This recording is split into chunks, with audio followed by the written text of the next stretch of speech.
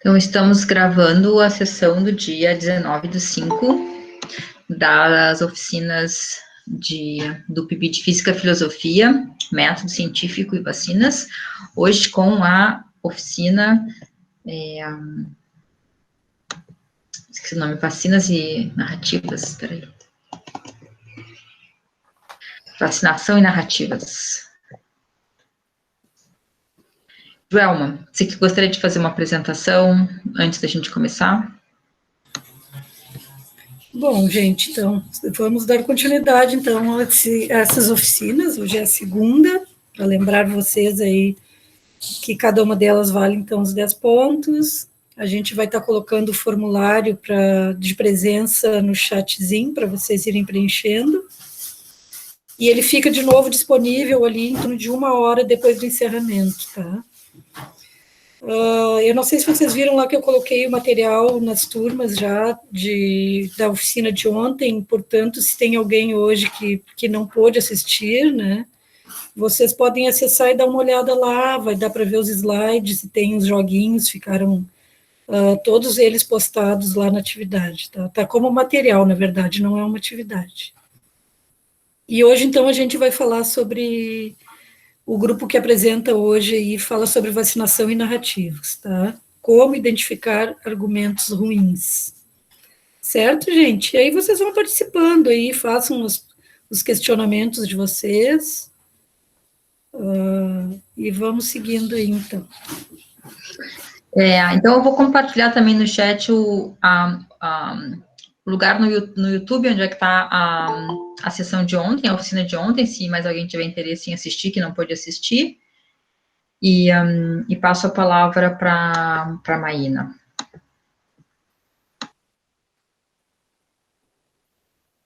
Olá, pessoal. Meu nome é Maína. Como vocês já devem ter percebido, eu faço parte do PIBID também, e eu sou estudante de filosofia. Bom, eu vou falar para vocês sobre argumentos. Só um momento para eu compartilhar a tela.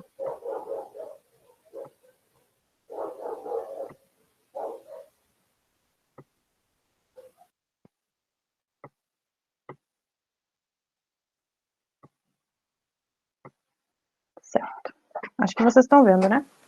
Bom, tem uma área na filosofia que se dedica a estudar os argumentos e o raciocínio, que é a lógica.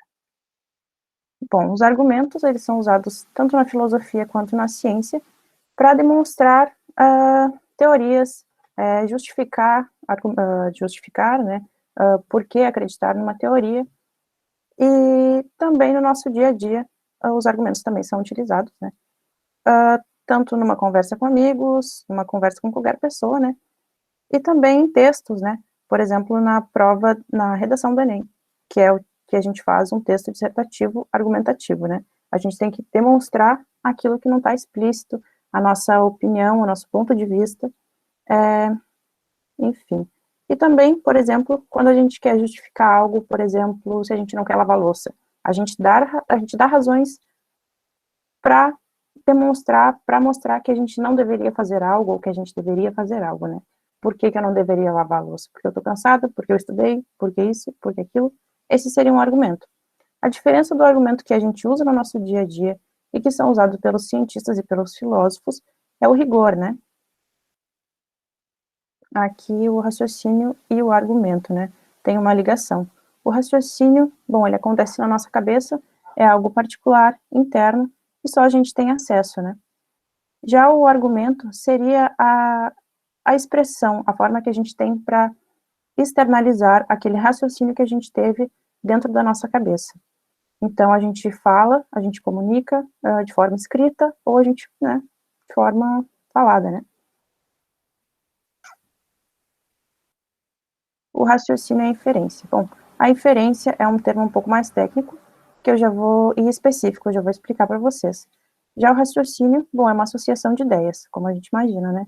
Só que nem toda associação de ideias é um raciocínio. Por exemplo, nesse exemplo aqui, hoje é dia 25. A gente pensa, bom, hoje é dia 25.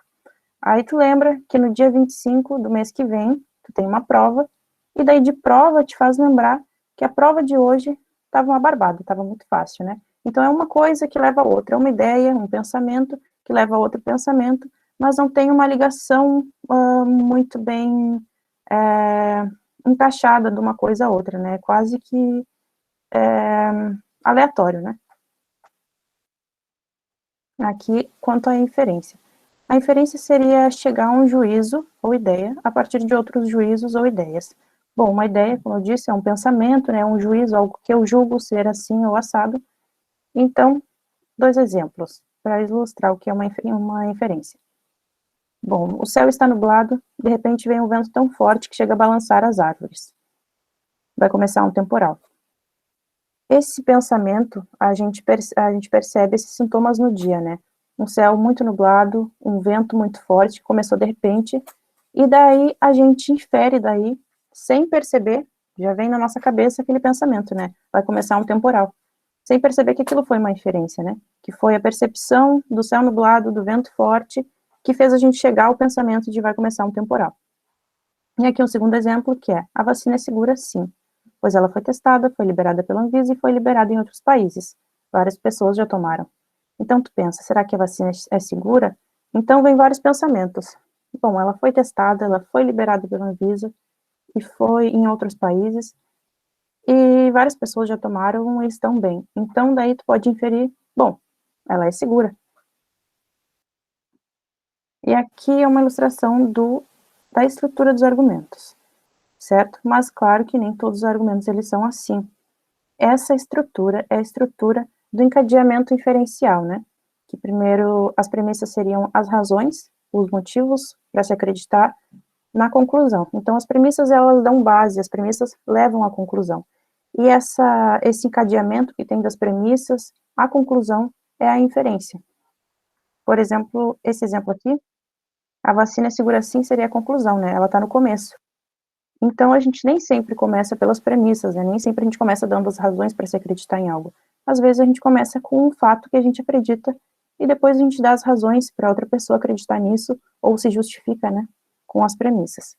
As premissas, às vezes, num argumento, elas podem estar implícitas. As premissas implícitas, normalmente, elas são tão evidentes, são coisas muito evidentes no mundo, que a gente acaba não falando, não colocando no nosso argumento. Depois a gente vai ver um exemplo disso. Existem também argumentos que são complexos. Então, bom, normalmente eles são mais complexos do que apenas 2 premissas de uma conclusão, né? Argumentos normalmente têm muitas premissas e tem mais de uma conclusão. E essas conclusões, às vezes, fazem papel de premissas, certo? Só que um argumento, ele só tem uma conclusão final. E essas outras conclusões, que fazem papel de premissa também, ajudam a levar à conclusão final. Aqui, a dedução e a indução, né, que são tipos inferenciais. Na dedução, se as premissas são verdadeiras, a conclusão também tem que ser verdadeira. Na indução, a conclusão não se segue necessariamente das premissas assumidas como verdadeiras. Então, 2 exemplos aqui. O exemplo da dedução. Então, todos os seres vivos morrem. As baleias são seres vivos. Logo, as baleias morrem. Então, ali, né, tá a estrutura, a primeira premissa, a segunda premissa, a conclusão. Bom, a gente pensa, todos os seres vivos morrem. Então, tem um grupo de todos os seres vivos. Dentro desse grupo de todos os seres vivos estão as baleias. Então, se a gente afirma algo sobre esse grupo maior, e as baleias estão dentro desse grupo maior, então a gente está afirmando também sobre as baleias, né? Então, que elas morrem. Então, se a gente assumir as 2 premissas ali, que estão presentes, a primeira e a segunda, não tem como negar a conclusão. Se as premissas são verdadeiras, a conclusão tem que ser verdadeira. É impossível que não seja, né? Aqui são 2 exemplos da indução. O primeiro, o vizinho caiu do 3º andar, ele deve ter se machucado. O segundo, meu computador certamente pegou um vírus. Pop-ups aparecendo do nada, eu clico num site e vai para outro, e ontem meu irmão caçula estava jogando em sites suspeitos. Bom, no primeiro exemplo, é aquilo que eu falei, né? Tem premissas implícitas. O vizinho caiu do 3º andar. Ele deve ter se machucado. Por que ele deve ter se machucado, né? É muito óbvio por que ele deve ter se machucado, né? Para nós que sabemos que pessoas que caem de alturas altas se machucam. Por que elas se machucam? Porque o corpo humano é frágil e ele tem um limite, né? Ele pode se machucar. Então, essas premissas estão implícitas, né? Que geralmente pessoas que caem de lugares altos se machucam porque o corpo humano é frágil. No segundo exemplo, meu computador certamente pegou um vírus, pop-ups aparecendo nada, eu clico num site e vai para outro. Esses são sintomas que algumas pessoas sabem, que quer dizer que o computador tem um vírus, né? Então, a indução tem isso, né?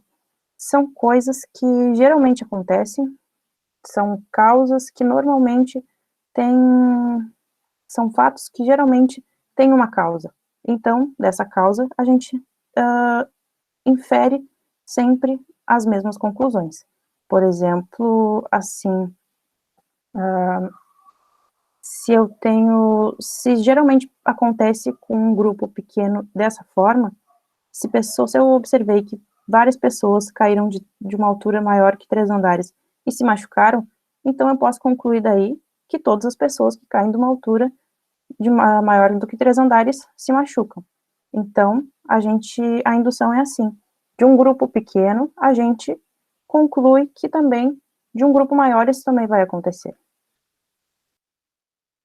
E aqui é mais um exemplo de indução, que é o exemplo de indução na testagem das vacinas. Esse é um exemplo da fase 3 da testagem da vacina, tá bom? Para testar a eficácia. Esse é um exemplo muito resumido, certo? O estudo é um pouco mais complexo, eles usam milhares de pessoas, não apenas 100, como eu peguei, mas é só para a gente ter uma noção de como acontece a indução. Então, se a vacina foi testada em 100 pessoas, dessas 100 pessoas, nenhuma morreu. 60 pessoas não pegaram o vírus e as 40 que pegaram o vírus tiveram sintomas leves. Logo, então, se conclui desse estudo que a eficácia geral da vacina é de 60%, com proteção de 40% contra sintomas leves, e que 100% das pessoas que tomaram a vacina não vão morrer.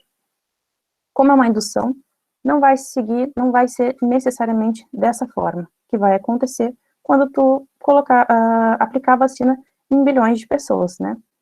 Porque não é tão exato. Normalmente, esse tipo de raciocínio, de indução, ela tem uma margem de erro que é mais ou menos de 2% acima ou abaixo, né? E aqui eu vou falar rapidamente sobre a teoria clássica do conhecimento, certo? A definição clássica de conhecimento, originada em Platão, diz que este consiste numa crença verdadeira e justificada. Bom, então, para eu considerar que eu conheço algo, eu tenho que acreditar nisso, isso tem que ser verdadeiro e eu tenho que estar justificado em acreditar nisso, né? Por exemplo, eu acredito que eu estou apresentando uma oficina para os alunos do colégio Irmão Pedro. E eu estou justificado em acreditar nisso porque eu participo de um projeto que eu conversei com as professoras Inara, a professora Joelma, e a gente combinou de tal dia, o dia de hoje, dia 19, apresentar essa oficina para os alunos. Eu liguei meu computador, fiz os slides e coloquei para apresentar numa sala de aula virtual e eu vi que alunos entraram. Bom, eu estou justificada. E isso realmente acontece, é uma verdade. Então eu posso considerar como conhecimento. Claro que essa teoria, ela tem algumas falhas. Mas ela é importante, a gente trouxe ela para vocês, porque seria interessante a gente sempre pensar assim. Quando a gente recebe algum argumento ou quando a gente tem alguma informação, pensar, eu realmente acredito nisso? Isso é verdade? Eu estou justificado em acreditar nisso? Quais são as justificativas que eu tenho para acreditar nisso? Né? Isso nos permite ter um senso crítico maior nas coisas que nós aceitamos, as informações que nós aceitamos. Certo? Eu vou colocar no chat um link para um mapa mental que fala sobre essa primeira parte da oficina, tá bom? Agora eu vou passar a palavra para o meu colega Felipe. Obrigada, gente. Boa tarde, pessoal. Sou o Felipe. E agora, como a Maína apresentou um pouco do argumento, da estrutura dos argumentos, eu vou apresentar agora sobre alguns argumentos contra a Covid-19. Só vou compartilhar aqui. Bom, então, primeiro argumento que eu vou mostrar é o de que só morre de Covid quem tem outras doenças. Aqui eu vou ler um tweet. Tem uma coisa que precisa ser esclarecida para não gerar pânico extra. Se o sujeito tinha câncer, hipertensão, diabetes, HIV e 80 anos, ele não morreu de coronavírus. Esse foi apenas a pá de cal de alguém que estava com o pé na cova. Devemos ser cuidadosos com as palavras. Bom, então qual é a estrutura desse argumento? A premissa que eles partem é: a maior parte dos mortos por Covid são do grupo de risco. Essa premissa, ela é verdadeira. O problema é o que se conclui dessa única premissa. Eles induzem de que, da maior parte dos mortos serem do grupo de risco, induzem que todas as pessoas mortas por Covid são do grupo de risco. Então concluem, numa outra segunda conclusão, que as pessoas saudáveis não morrem de Covid. Isso aqui é uma indução falsa, né? Tu parte de um pequeno grupo, pequeno não, apesar de ser um grupo grande, não é o todo. A maior parte das pessoas mortas por Covid realmente é do grupo de risco. Mas não quer dizer que todas as pessoas sejam. E aqui na direita eu vou mostrar por que esse argumento, qual seria esse argumento certo. Mas basicamente nesse argumento aqui, o que dá para tirar de consequência, o que eles acabam tirando de consequência, é que como somente as pessoas que já têm outras doenças morrem por Covid, a gente não precisa de máscara, nem de distanciamento social e nem de vacinar todo mundo. A gente só vacina as pessoas que já têm algum problema e o resto das pessoas vive normalmente. Mas a verdade é que, sim, a maior parte dos mortos por Covid são do grupo de risco, mas as novas variantes estão pegando as pessoas mais jovens. Estão morrendo pessoas muito mais jovens do que 60 anos, por exemplo. E aqui eu trouxe um estudo que saiu, que em 2021, casos graves de mortes de adultos jovens pela doença dispararam no Brasil. Entre janeiro e março, o número de óbitos subiu 353% entre pessoas de 30 a 39 anos e 419% na faixa de 40 a 49 anos.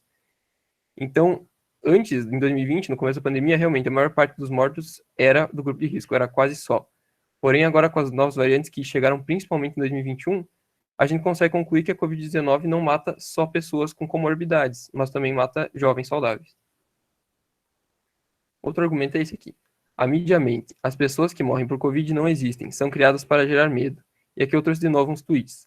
300 mil com CPF, quantos sobram? Ninguém vai investigar esses falsos cadáveres paulistas? E aqui, de acordo com minhas pesquisas, essa foi uma postagem no Facebook que deu origem a todo esse argumento. Estão enterrando caixões vazios para causar pânico à população do Amazonas, denunciaram hoje no Jornal da Band. E aqui é um caso de um vereador do PT que chegou a abrir um caixão do idoso, tem até o vídeo na internet, se vocês pesquisarem. Ele foi afastado, claro, do cargo. E aqui é a estrutura do argumento. Então, a primeira premissa é: pessoas demais estão morrendo por Covid. A segunda premissa: estão enterrando muitas pessoas, claro, estão morrendo demais, eles têm que enterrar. Daí eles concluem que não há tantos mortos por Covid, então eles estão enterrando pessoas vazias, pessoas com caixões vazios, no caso. A primeira premissa, ela usa a palavra demais. Essa palavra demais traz consigo implícito a ideia de que essa doença não tem a capacidade de matar tanta gente. Então, eles estão enterrando caixões vazios. Ou seja, se a doença não tem a capacidade de matar tanta gente, mas estão dizendo que está morrendo tanta gente e estão enterrando muita gente, então isso tudo é falso. É uma conclusão que simplesmente não tem pé nem cabeça, como se diz. Aqui, na direita, então, eu analisei um argumento realmente válido, né?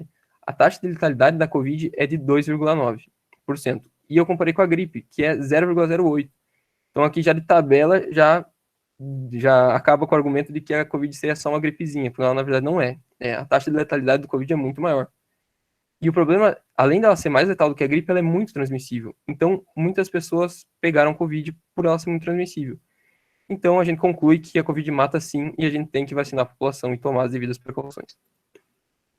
Gente, só vou rapidinho fechar minha janela que tá dando barulho.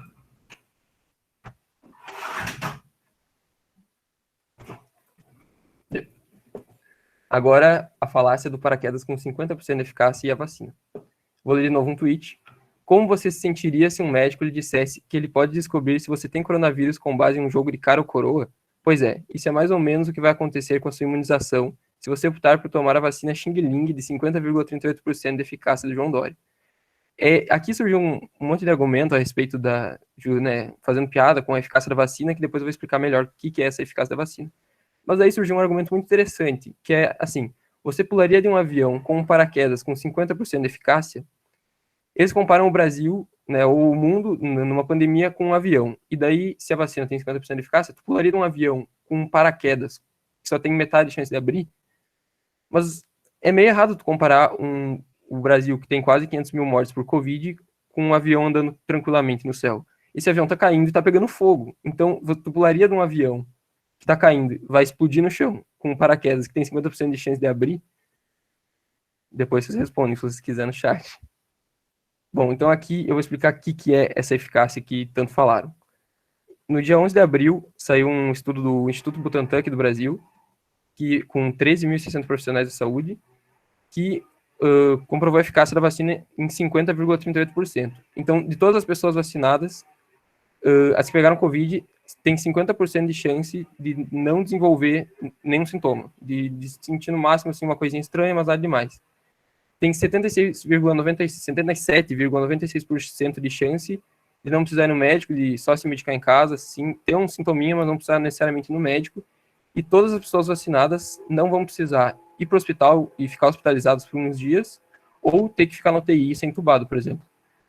Porém, saiu agora um estudo, dia 12 de maio, semana passada, um estudo feito com 120 mil profissionais da saúde lá na Indonésia.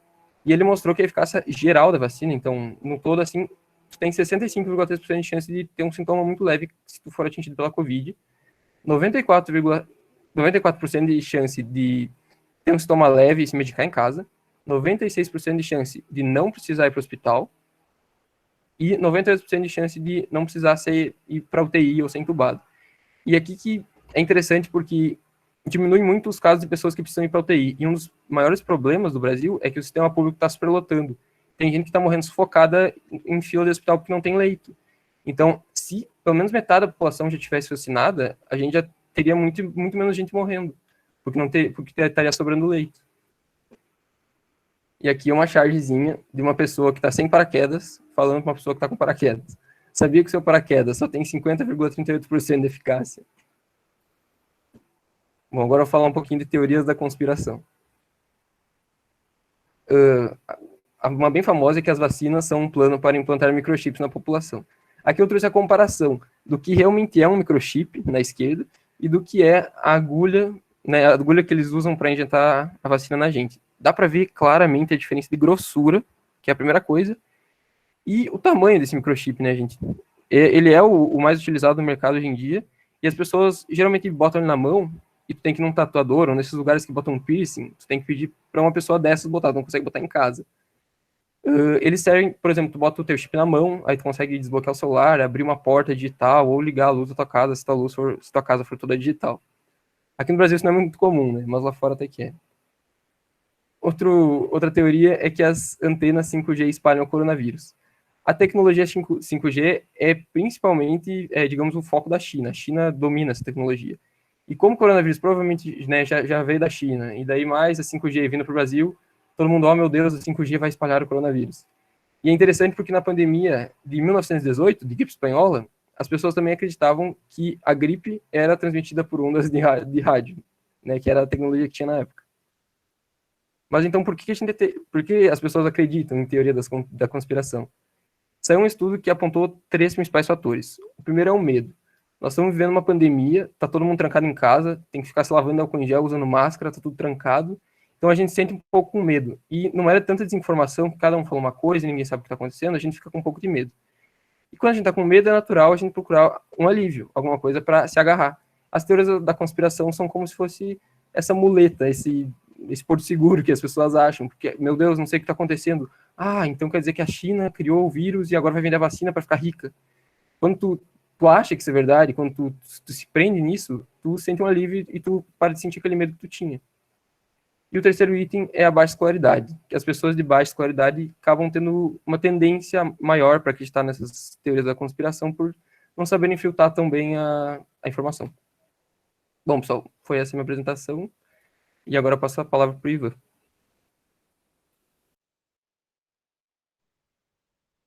Boa tarde. Eu sou o Ivan, sou estudante da filosofia também. Eu vou apresentar essa terceira parte, que é falácias. Deixa eu fechar a câmera e abrir a apresentação para vocês.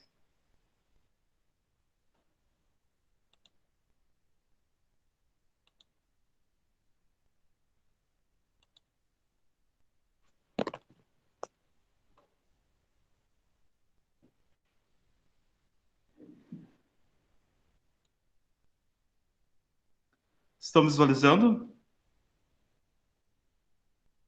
Sim. Ok, então essa terceira parte, como eu falei, a gente vai conversar um pouco de falácias. Como a Marina falou lá no começo, então, em filosofia, as falácias, elas fazem parte do campo de estudos da lógica. E como se deu o início do termo e da história das falácias dentro da lógica? Na Grécia Antiga, a lógica ela foi estabelecida como disciplina por Aristóteles, com o seu conjunto de obras chamadas órgano, que significa, então, instrumento, ela é uma ferramenta, então, para que as pessoas possam raciocinar melhor e avaliar melhor como se estrutura o seu pensamento. Enfim, a obra ela é composta por 6 livros, mas para quem estuda a parte de lógica, de argumentação e a parte que nos interessa, o mais importante seria ler o 6º livro, chamado de Elencos Sofísticos ou Refutações Sofísticas. Ele é como se fosse uma espécie de manual para que a gente possa perceber erros argumentativos e solucioná-los. Nós usamos o termo falácia de muitas maneiras. Uma falácia ela é um erro no raciocínio, seja intencional ou não. Não necessariamente uma pessoa que utiliza de falácia, que está emitindo uma frase falaciosa, ela esteja agindo de maneira intencional às vezes. Um argumento falacioso é aquele que pode até parecer correto, mas ao ser examinado demonstra não ser. Mesmo que as premissas e a conclusão estejam corretas, um argumento pode seguir sendo falacioso se o raciocínio usado para chegar a essa conclusão não for logicamente válido. Logo, uma falácia ela é um argumento que não pode ser utilizado para estabelecer a verdade de sua conclusão. O termo falácia deriva do verbo latino falere, que significa enganar, e falácia não significa necessariamente mentir. Por quê? Lá em cima, quando eu falei seja intencional ou não, tem um link direto com essa parte de baixo. Primeiro que, quando ocorre uma associação comum de mentira com falácia, porque ambas são usadas para enganar. Porém, quando a gente fala em mentir, a gente pressupõe a invenção de uma informação falsa. Enquanto a falácia ela é um termo usado para qualificar tipos de argumentos. Antes, o Felipe falava em ignorância. Às vezes, as pessoas podem usar de argumentos falaciosos sem que percebam que o que ela está falando é, de certo modo, uma falácia. Não existe um marco que diga assim, as falácias surgiram neste período. Desde que o homem é homem e se relaciona, às vezes, quando ele emite enunciados e frases, ele pode estar usando um argumento falacioso sem perceber. Aristóteles foi o primeiro a organizar esses termos e daí sim fazer um estudo mais aplicado. As falácias, no geral, elas podem ser classificadas em 2 tipos principais: falácias formais e falácias informais. Uma falácia formal é aquela em que o argumento é falso simplesmente porque a sua estrutura é falsa. O exemplo de baixo ela é tão simples e ela é tão evidente que a gente não precisa se debruçar muito nele para perceber que há algo de errado. Eis o exemplo. Todos os cachorros têm 4 patas. O meu gato tem 4 patas. Portanto, meu gato é um cachorro. Não precisa se estender muito para ver que na forma deste argumento, embora as premissas tenham uma estrutura, as premissas tenham um fundamento verdadeiro, a lógica como está disposto não, ao fim e ao cabo, não funciona. Não se decorre daquilo a conclusão. Uma falácia informal, ela é um pouco diferente e ela é mais complexa, porque ela é muito mais variada. Existem infinitos tipos. É aquela em que o argumento é falso porque ocorrem erros de raciocínio em que é possível incorrer por falta de atenção, de cuidado, ou de conhecimento.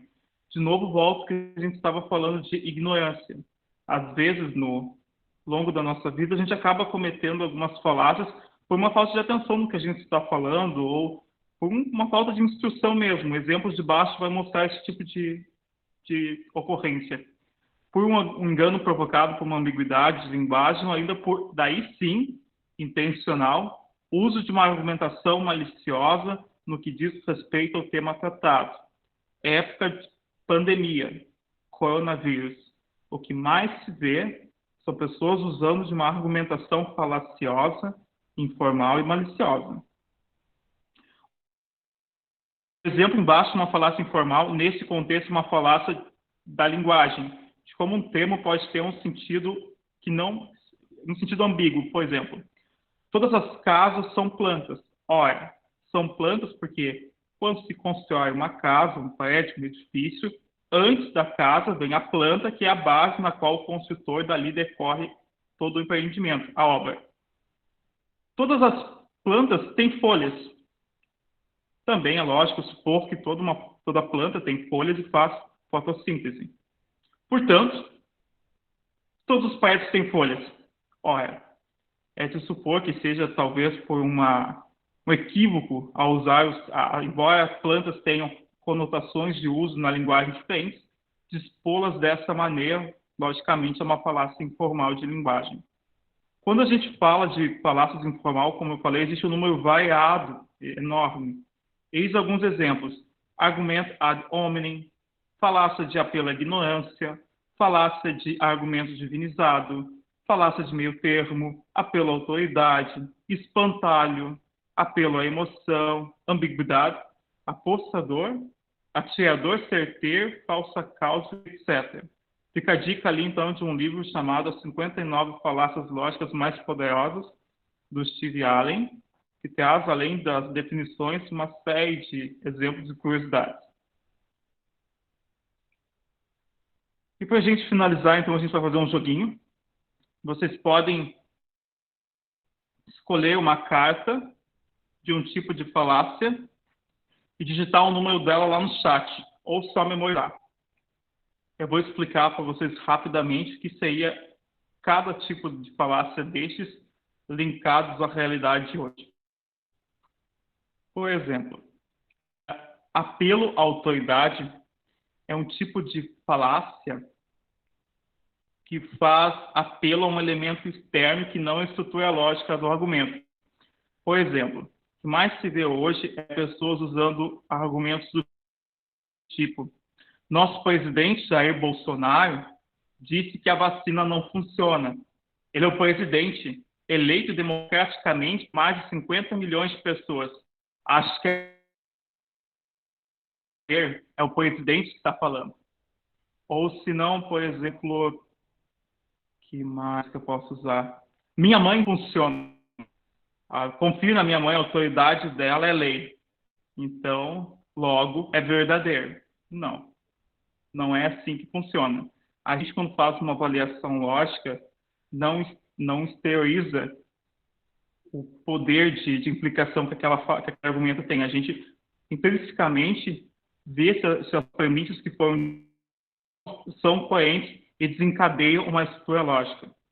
O ad hominem, que é latim, significa ad contra hominem, pessoa. É uma falácia contra a pessoa. Por exemplo,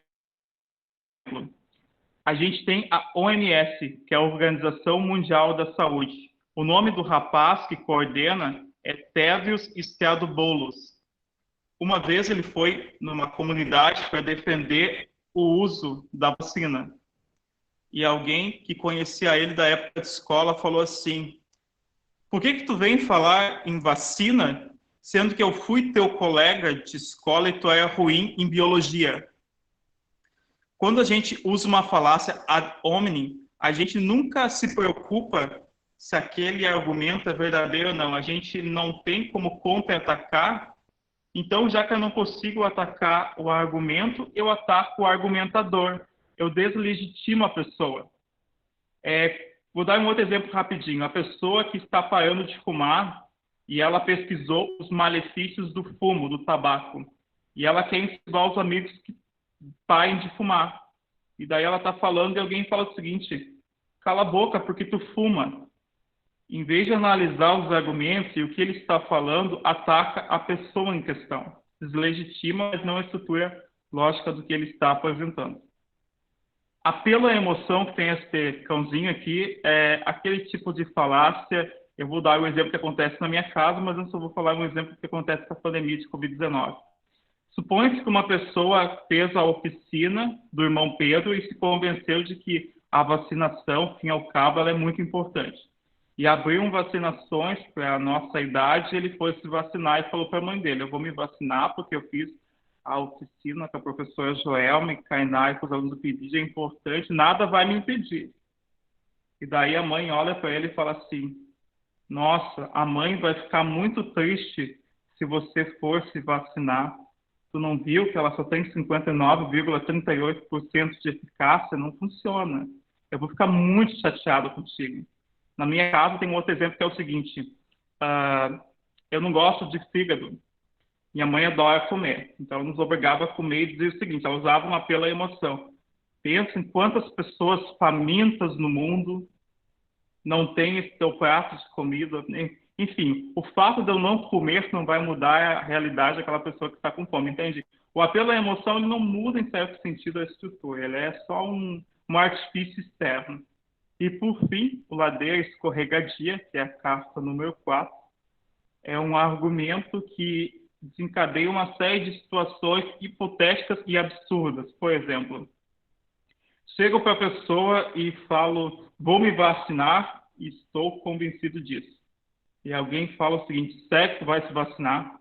50,38%? Tu vai ver um jacaré. E depois? Vai que depois eles começam a querer testar em você aquelas pílulas com 20% de eficácia. E vai que depois eles fabricam um remédio e querem aplicar em você com 20%, quando vê a gente está vendo zumbi. Entende? A falácia de ladeira escorregadia, ela desencadeia uma série de apelos que não são nem racionais, porque não correspondem à estrutura coerente que o argumento apresenta. Espero que seja isso. Fica a dica de pesquisar em algumas falácias. E agora eu vou passar, então, a bola para o meu colega, o Giovanni. Alô, alô. Tudo certo? Eu vou compartilhar aqui a tela com vocês.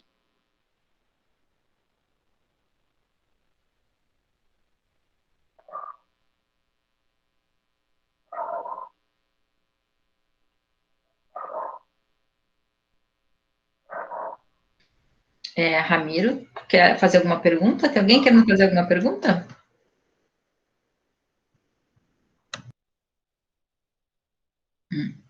Às vezes é por engano, né? Pode prosseguir, Giovanni. Ok. Tá, então tá. Eu sou o Giovanni, eu sou estudante de física e eu vou falar um pouco sobre ciência.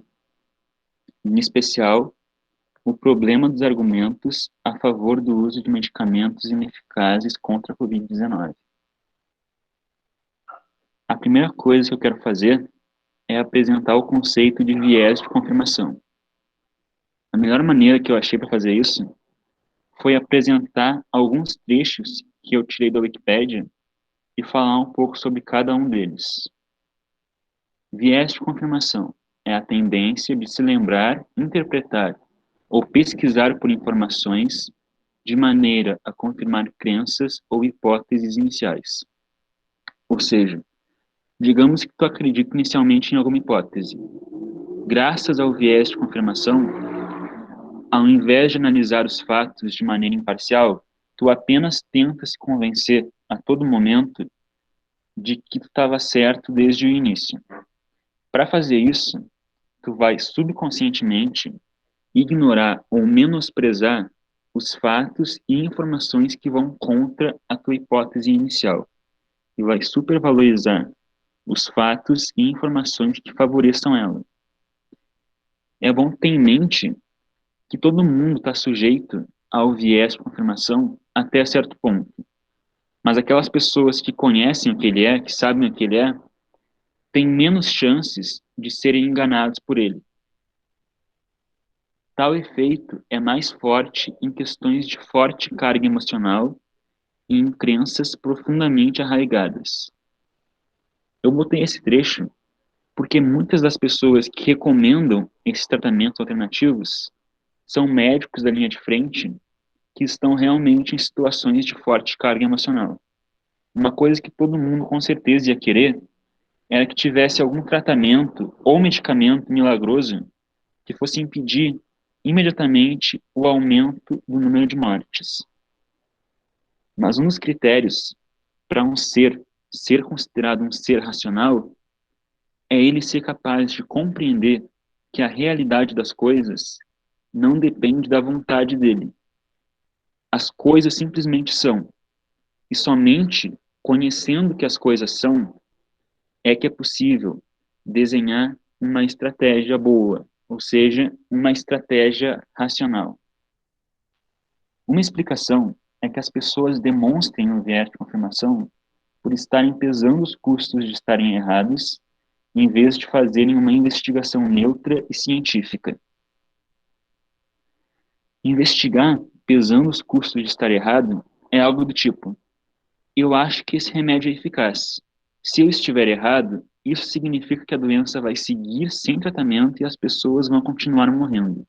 Logo, preciso estar certo.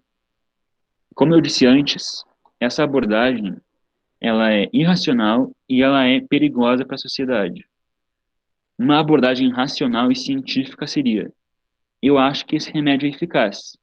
Se eu estiver errado, isso significa que a doença vai seguir sem tratamento e as pessoas vão continuar morrendo.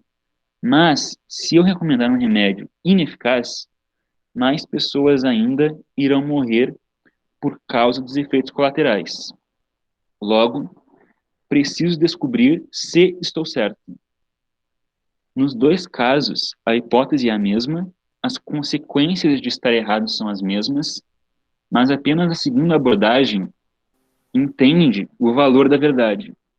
Por isso, ela é a abordagem racional e, portanto, é a única abordagem que tem chance de dar certo. Então, eu coloquei uma imagem aqui que ela ilustra bem o que é o viés de confirmação. Aqui em azul estão os fatos na esquerda e na direita estão as crenças em rosa. Nessa zona roxa de intersecção, onde os fatos condizem com as crenças que a pessoa tinha, esses fatos são supervalorizados pela pessoa.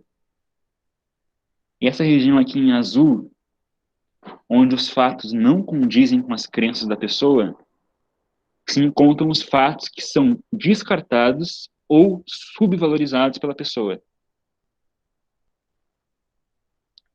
Vou falar agora um pouco sobre o efeito placebo.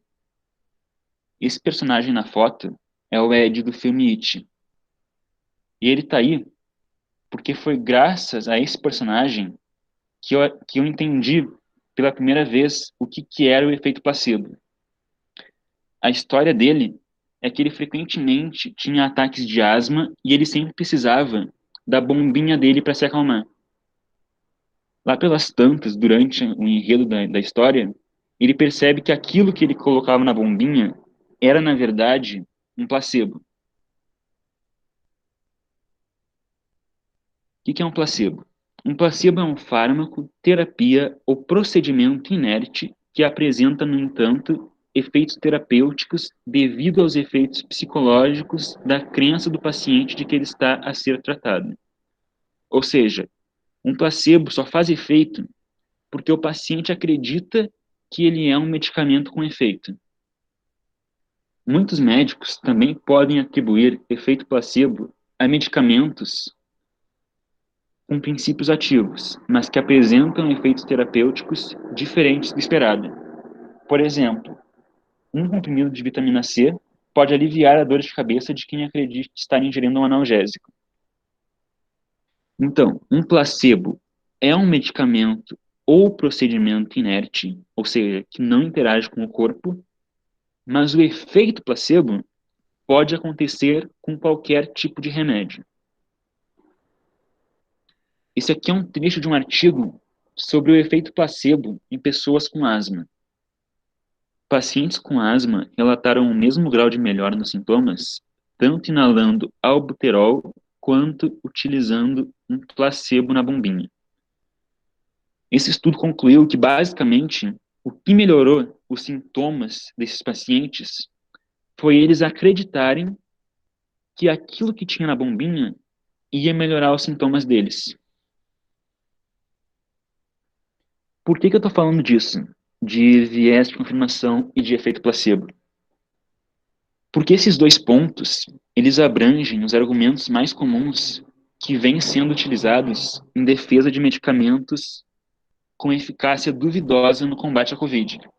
Por exemplo, quando um grupo de médicos, que são sempre minoria, porque a maioria dos médicos eles não vão recomendar medicamentos ineficazes, quando esse grupo de médicos afirma que algum remédio é eficaz contra a Covid-19 porque pacientes tratados com esse medicamento tiveram maiores taxas de sobrevivência, mas não apresentam os dados coletados. Isso aqui pode muito bem ser o viés de confirmação, porque a percepção do médico ela pode estar sendo influenciada. O único jeito de saber se é ou não um viés seria se ele apresentasse os dados. Quando um infectado relata melhora nos sintomas após tomar esse medicamento. Como a gente viu antes, o relato do próprio paciente sobre os seus sintomas depois de tomar o remédio, ele pode muito facilmente ser influenciado pelo efeito placebo. Então também não é um argumento tão confiável. Agora vai ter esse joguinho, que eu acho que a minha colega colocou aí no chat para vocês o link. Vocês podem entrar e vai ser assim, ó. Qual a possível falha nesses argumentos? Vocês colocam começar e vai ter 4 argumentos aqui para vocês lerem.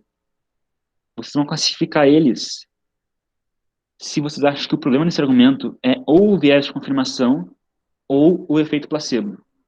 Eu vou dar 1 minuto e meio para vocês fazerem, depois eu vou resolver.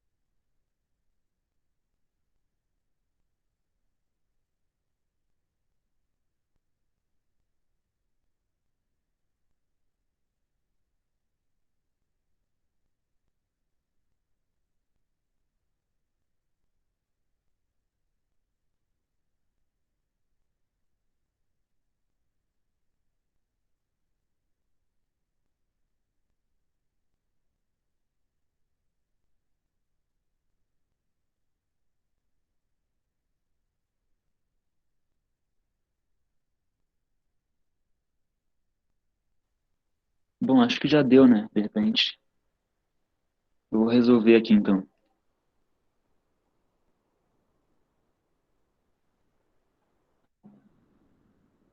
Qual a possível falha nesses argumentos? Vamos lá. A maioria dos pacientes tratados com ivermectina sobreviveram. Isso daqui é viés de confirmação. Por quê? Porque a taxa de letalidade da Covid é de cerca de 3%. Ou seja, a maioria dos pacientes sobrevive sendo ou não tratado com ivermectina. Meu tio tomou ivermectina quando pegou Covid e disse que os sintomas diminuíram. Efeito placebo. A gente viu há pouco que o relato de um paciente sobre os próprios sintomas depois de tomar algum medicamento não é tão confiável para tratar da eficácia do medicamento em questão. Conheço pessoas que tomam ivermectina regularmente e nunca pegaram Covid. Isso daqui é um exemplo de viés de confirmação. Por causa que a pessoa que disse isso com certeza também conhece pessoas que não tomam ivermectina regularmente e que também nunca pegaram Covid. Ou seja, ela focou no fato das pessoas que ela conhece e tomam ivermectina e não pegaram Covid, e descartou o fato das pessoas que ela conhece também que não tomam ivermectina e também nunca pegaram Covid. Ou seja, ela focou naquele fato que condiz com a crença dela e descartou o outro. Os pacientes tratados com ivermectina tinham o dobro de chances de relatar melhora nos sintomas. Efeito placebo. Por quê? Por causa que diz aqui, ó, tinham o dobro de chances. Portanto, é de se pensar que houve coleta de dados. Porém, não dá para confiar no relato dos pacientes com relação a melhora nos sintomas depois de tomar o medicamento por causa do efeito placebo que agora a gente conhece, né? É isso, continuando. Então, o que seria um argumento científico? Quando se trata de uma política pública em grande escala que vai afetar a vida e morte de milhões de pessoas, um argumento científico é basicamente um argumento baseado nos resultados de um estudo científico confiável. Então, o que seria um estudo científico confiável? Um estudo que se dá de acordo com o método científico. Um método científico pode variar um pouco dependendo da área que está sendo discutida. Mas para determinar se um tratamento funciona, um método utilizado tem que ter mais ou menos essa cara. As pessoas que participarem do estudo têm que ser separadas em 2 grupos. O grupo controle e o grupo experimental. O grupo controle serve apenas como parâmetro para o grupo experimental. Não será submetido à intervenção ou ao tratamento. Já o grupo experimental será submetido à intervenção e, de preferência, a única diferença em relação ao grupo controle deve ser a variável sendo estudada. Terceiro ponto. Esse estudo ele tem que ser publicado em uma revista científica para eventuais críticas e até refutações vindas da comunidade de especialistas. Depois que o estudo é finalizado, eles têm que publicar esse estudo. Então, um exemplo de um estudo científico confiável que segue esses parâmetros. Um bom exemplo é a terceira fase dos testes em humanos das vacinas. Por quê? A única diferença entre o grupo controle e o grupo experimental é a aplicação da vacina. E ela é realmente a única diferença. Para evitar que o efeito placebo interfira de alguma maneira no experimento, ao invés de aplicar a vacina no grupo experimental e não fazer nada com o grupo controle recebe um placebo na seringa. Eles colocam um soro fisiológico na seringa, uma coisa que não interage com o corpo.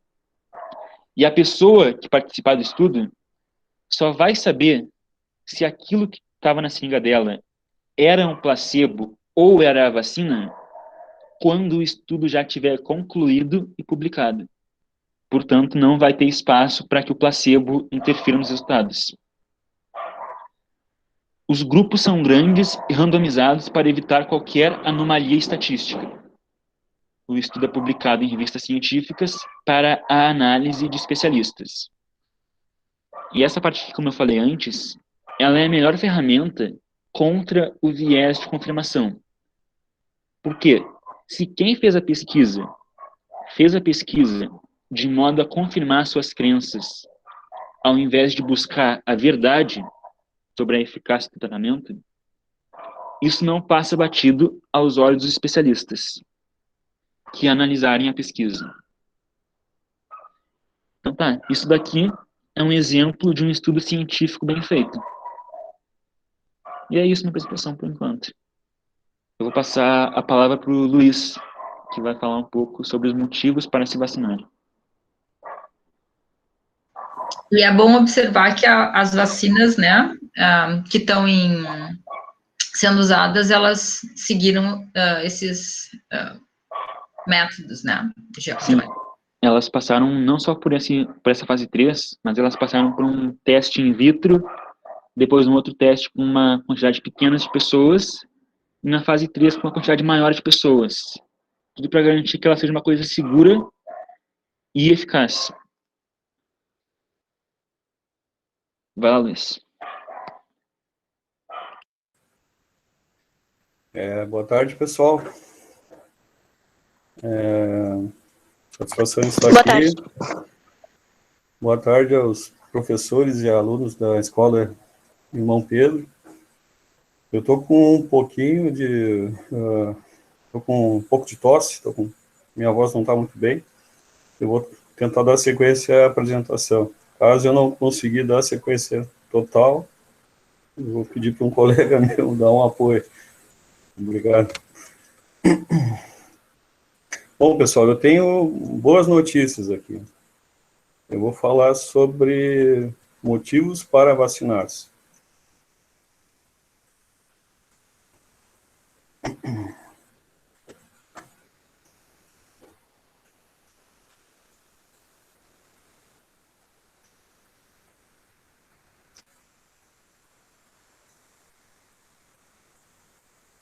Vocês estão vendo a tela? Sim. Sim. Bom, então... Só não está apresentando ainda. Não está apresentando. Já tá, a gente está conseguindo ver os slides. Só tem que colocar lá do começo. Tá.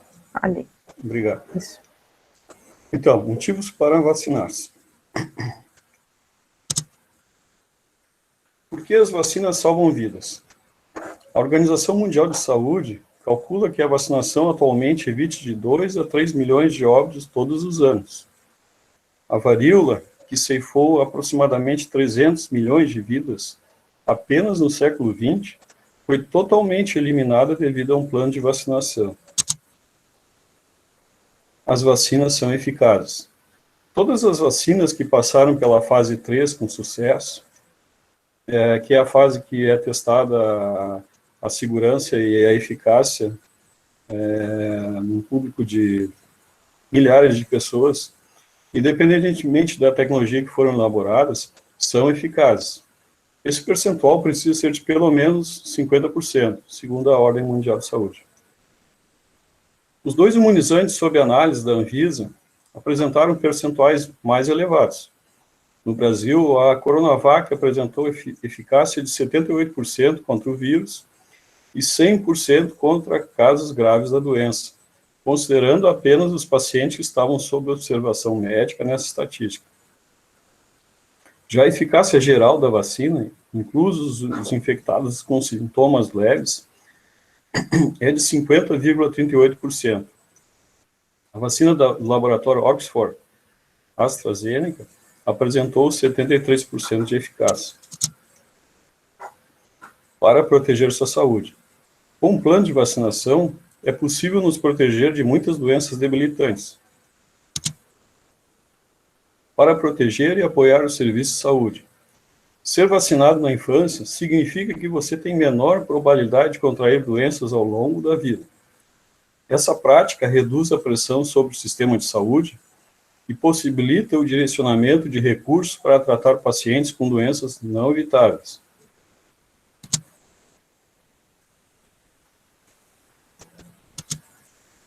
Para proteger as pessoas mais vulneráveis.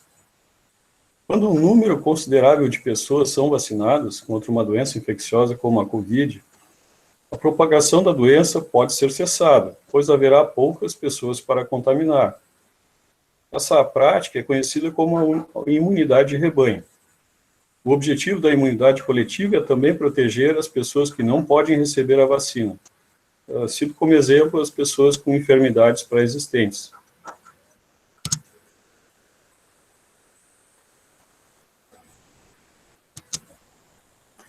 As vacinas são cuidadosamente testadas. As vacinas são analisadas em longos e grandes ensaios clínicos envolvem uma grande população de pessoas e seus efeitos são monitorados mesmo após homologadas. Atualmente, a forma como as vacinas são elaboradas demonstram que são mais seguras e têm menos efeitos colaterais do que a maioria dos medicamentos existentes.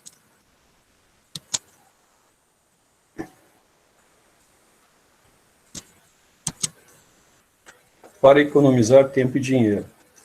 As vacinas são reconhecidas como um dos mais eficazes procedimentos médicos quanto a tempo e custo está ao nosso alcance. A vacinação demora apenas alguns instantes e o valor final é relativamente baixo. Possibilidade de viajar com segurança. Viajar a outros países nos expõe a diversos agentes patógenos ao qual o nosso sistema imunológico não está acostumado. Ao receber as vacinas necessárias para o seu destino, você poderá viajar com tranquilidade sem haver necessidade de visita de emergência a um hospital. Para limitar a resistência aos medicamentos. A resistência antimicrobiana foi identificada pela OMS como um dos 10 maiores riscos à saúde global. O uso excessivo de medicamentos do tipo antibióticos e antivirais faz com que bactérias e vírus se tornem resistentes a eles, tendo como efeito a propagação de infecções intratáveis. Ao evitar que as pessoas fiquem contaminadas, a vacinação nos possibilita reduzir o uso de antibióticos e antivirais, restringindo, portanto, a possibilidade de surgir novas cepas de bactérias e vírus resistentes a medicamentos, para proteger as gerações futuras. Historicamente, a humanidade conviveu com muitas doenças debilitantes e potencialmente fatais que atualmente são raras devido a programas de vacinação infantil. Imunizar a nós e aos nossos filhos contra doenças infecciosas possibilita eliminar a doença no presente e permitirá que as pessoas no futuro vivam melhor e com mais saúde.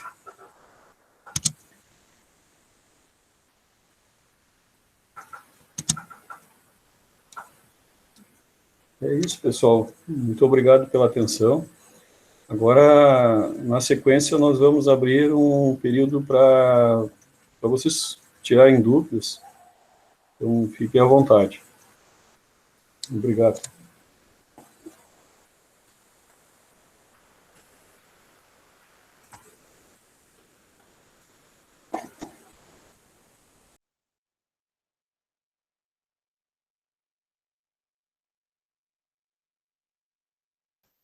Pessoal, eu já vou avisando que o link, caso vocês não tenham visto, o link para o formulário de presença já está no chat, tá bom?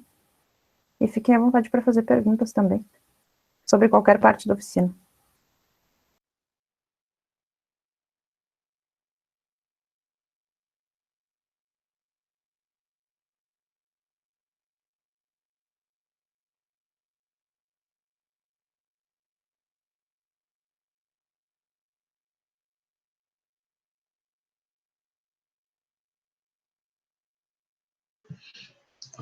Acho que tem uma questão. Qual é a relação entre uma falha no argumento indutivo e o viés de confirmação? Tem alguma?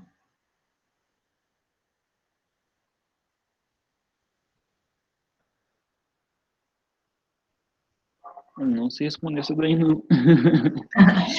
Porque, vê, se, na verdade, assim, o viés de confirmação, ele supõe que você vai pegar poucos casos, quer dizer, você está tão querendo tanto tirar uma conclusão, né, que você vai basear a sua conclusão ou em poucos casos, ou, enfim, vai ter alguma coisa errada com o seu ponto de partida, né, ele não permite que tem alguma coisa errada no seu argumento, viés de confirmação, né, ele não permite que os dados que você tem não permitem que você tire a conclusão que você quer tirar, né? Sim, eu acho que, bom, tem argumentos indutivos fortes e fracos, né? Eu acho que alguns exemplos, por exemplo, que o Giovanni fez, dá para perceber que são argumentos indutivos muito fracos, né? Então, eles pegam, por exemplo, poucos exemplos, eles partem de... Até eu tenho um exemplo do Felipe também, que é assim, que parte de poucos exemplos para uma coisa completamente geral. Eu falei ele daquele exemplo da indução que é usada no teste de vacina, né? Por exemplo, eles pegam milhares de pessoas, né? E disso, eles é inferido que para bilhões de pessoas vai ser mais ou menos assim, né? Então, é um número muito maior. Não tem como, de algumas poucas pessoas, concluir que para milhares de pessoas vai ser daquela mesma forma. Acho que é uma questão de número, de quantidade. Para alguns exemplos que ele deu, né? Eu vi um exemplo que eu achei interessante. Eu vi ele num documentário sobre terraplanismo, tem na Netflix. E um dos cientistas que tinha, dando entrevista no documentário, ele falou assim, ó, a ciência é o caminho que leva até o conhecimento. Você está em algum lugar e você quer chegar até a verdade. A ciência é essa seta que leva você até lá. Quando tu já sabe onde tu quer chegar, quando tu já sabe o que tu quer provar, e tu tá disposto a ignorar os fatos para chegar naquele lugar, isso não é ciência. Então, é o que geralmente acontece no viés de confirmação. Tu ignora os fatos que não condizem com o que tu já acreditava e tu superestima os outros fatos que condizem. E aí acaba sendo uma falácia, né? Uma falácia de indução daí, né? Tipo, inclusive, um exemplo que o Felipe deu, né? Uma falácia do... Como é que era o mesmo nome? Indução falsa, eu acho. Era só uma indução Falsa indução. falsa. Porque a indução ela tem que ter um certo rigor que a pessoa acaba não tendo. Sim. Tem uma pergunta aqui no chat, que é do Leonardo. Vocês consideram algumas das declarações do presidente como falaciosas?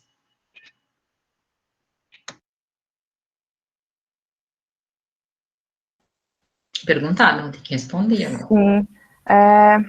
Bom, agora eu não consigo pensar nenhuma do presidente, mas de uma pessoa do governo que geralmente comete uma falácia. Não, também. Não, mas que eu sempre penso quando o Ivan estava falando, que é da... Como é que é mesmo nome? A escorregadia, ladeira escorregadia. Que a pessoa vai aumentando, assim... eu não consigo dar um exemplo. Bom, vou ter que citar o nome, né? Era da Damares. Ela sempre conclui umas coisas completamente absurdas de coisas completamente pequenas. Ela vai aumentando. Ela diz que daqui a pouco estão vendo Frozen, então daqui a pouco vai estar todo mundo virando lésbica, então daqui a pouco as pessoas vão parar de se reproduzir, então daqui a pouco o mundo vai acabar, então daqui a pouco... entendeu? É uma coisa absurda que vai puxando. Isso é uma falácia que acontece muito nesse governo. Uma coisa vai puxando a outra e uma coisa não tem nada a ver com a outra. A gente pensa em, oi, peraí, como que isso foi parar aí? E a gente, ao invés de olhar para o começo daquilo, a gente fala que uma coisa não puxa a outra, que uma coisa não tem a ver com a outra. É um absurdo. Eu acho que tem muito também falácias assim do tipo, aquilo que o Ivan chamou de a falácia ad hominem, né? Que você não considera o argumento, mas as pessoas, então tem muita, você não tem moral para falar isso, tem muita desconsideração do oponente, né? Sim, dizer, por exemplo, quem fica em casa é bicha, considerando que isso, primeiro, que seria uma ofensa, tentando ofender as pessoas, e tu não diz por que as pessoas não deveriam ficar em casa, né? Quais são, não dá argumentos fortes que vão contra, então, aquilo ali, o que ele considera como errado, que é o ficar em casa. Ele simplesmente não dá um argumento, ele só ataca as pessoas, né? Chamando elas de bichinha, ou sei lá, alguma coisa desse tipo. Isso é uma característica muito comum nos apoiadores, né? O do atacar quem está argumentando, não conseguir formar um argumento e daí atacar a pessoa. Isso é o que a gente mais vê. Sim. Isso é o que a gente vai ver em muitos casos. Eu acho que é uma coisa que a gente tem que também aprender a não fazer, né? Também a gente não pode criticar o oponente, e depois, na nossa hora, a gente também fazer, né? E é uma coisa difícil, realmente, né? A gente manter a calma e analisar o argumento e buscar, né, ter sempre um repertório, assim, para usar bons argumentos, né? Sim. Também acho que a gente usa bastante no dia a dia, que foi outro que o Ivan falou, que é o apelo à emoção, né? Principalmente na nossa família, assim, aquela coisa de apelar para a emoção da pessoa. Eu acho que a gente usa bastante esse no dia a dia, eu vejo bastante pessoal usando. Talvez eu use também. É interessante falar que, no caso do nosso ilustre presidente, ele consegue quebrar o recorde de usar mais que um tipo ainda. Uma coisa é você cometer uma falácia informal, outra coisa é você conseguir falar 59 ao longo do mandato, né? Então, uma que eu gosto dele, que ele, toda vez que ele abre os lábios, ele fala, é a falácia anedótica, né? Tá falando uma coisa séria, que você tem propriedade para falar que o argumento é correto, e ele fala uma coisa pela tangente, pelo lado, ele introduz uma falácia anedótica, uma coisa que não tem lógica, assim, não está caminhando junto com a conversa. Ela está ali, tipo...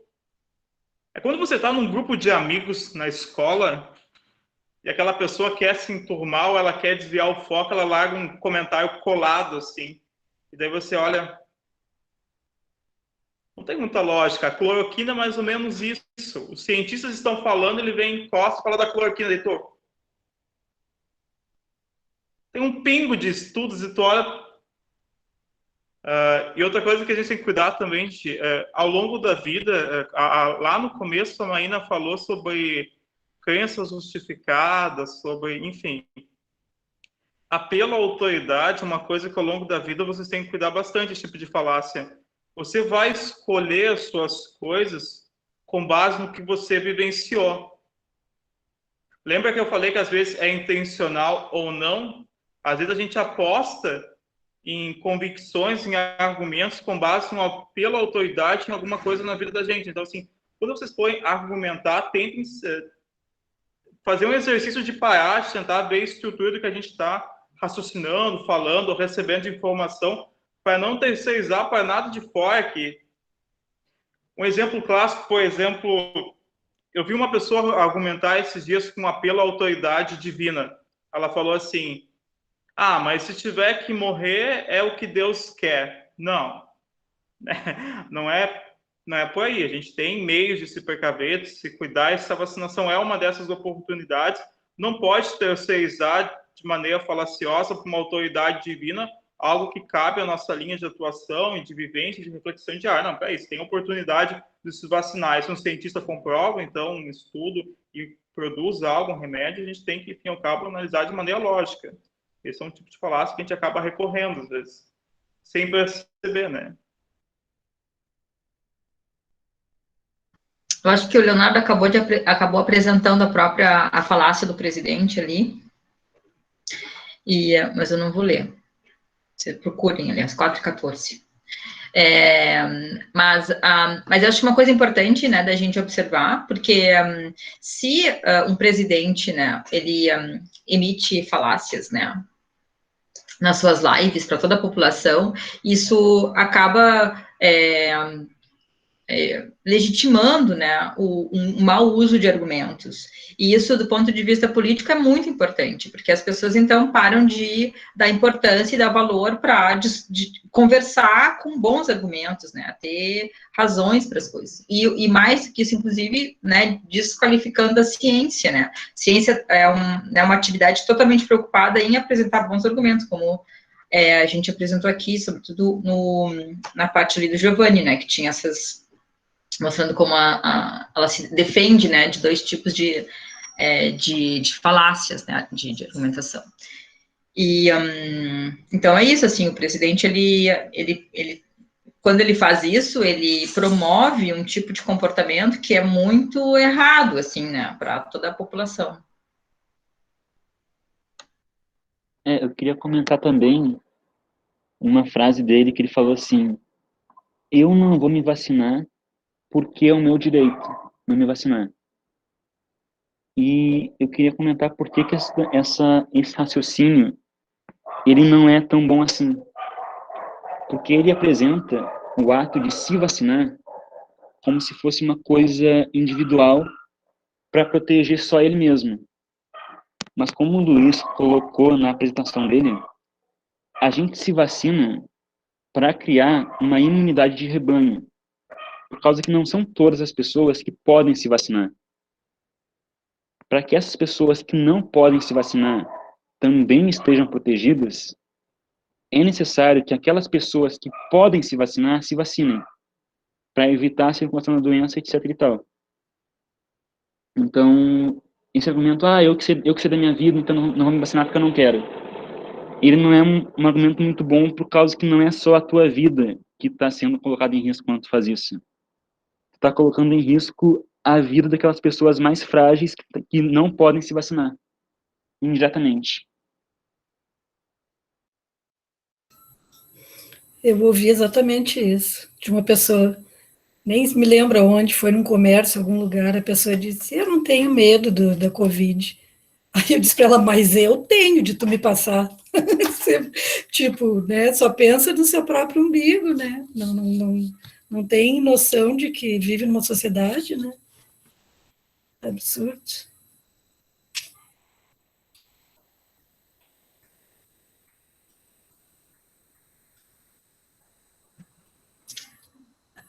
Bom, estava ótimo. Não sei se tem mais alguma questão.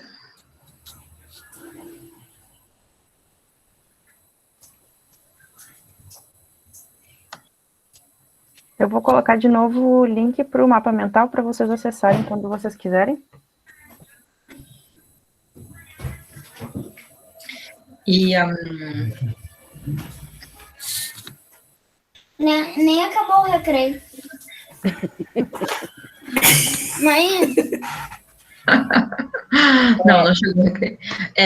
Eu ia dizer, bom, então eu espero vocês na semana que vem. Peraí, deixa eu perguntar uma coisinha, principalmente para os estudantes do Irmão Pedro. Gente, eu quero saber se vocês aprenderam argumentos, né, para realmente conseguir defender a vacinação ou a não vacinação, vocês têm direito de defender o que quiserem, tá, com essa oficina. Tá? Se vocês aprenderam coisas novas que vão ajudar vocês a poder discutir melhor o assunto vacinas. Alguém diz alguma coisa? Só sim não vale. E aí? Sim. Com certeza. Não, eu queria...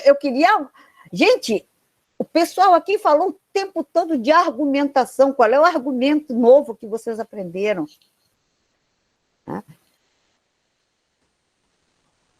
Não aprenderam? Não acredito. Não acredito. Fala, Nara. Então, no caso, a gente colocou lá no formulário, né, algum pedido de feedback, e aí eu acho que daí eles vão ter um pouco mais de tranquilidade, assim, para pensar um pouco, né, e quem sabe até formular um argumento. Isso. Gente, o importante, sabe, é que cada um de nós carrega a responsabilidade do ambiente em que vive. Vocês estão na escola e a escola está municiando vocês têm munição, né, para mudar as coisas, ou pelo menos para fazer força, né, para mudar as coisas na medida em que vocês possam. E cada um de nós tem a responsabilidade de fazer isso. E uma oficina como essa, né, é justamente para incentivar esse tipo de atitude. Parabéns para a gurizada que apresentou a oficina. Obrigada, Teca. Então tá, a gente esse material vai estar todo disponível também no Classroom para vocês. Agora a gente tem um canal no YouTube e a gente também vai colocar o link lá, se quiserem acessar de novo. E na semana que vem, na terça e na sexta da semana que vem, a gente tem mais 2 oficinas. Gostaria muito da participação de vocês. É super legal, a gente aprende bastante também nessa conversa. E, olha, o Leonardo colocou ali um argumento. A vacinação não é bem uma questão pessoal, e sim uma questão do todo, que envolve a saúde e segurança de todos. Muito bem. Então é isso, com essas palavras animadoras, concluímos a nossa oficina. Eu não sei se alguém quiser falar mais alguma coisa, fica à vontade. Então, eu vou encerrar a gravação.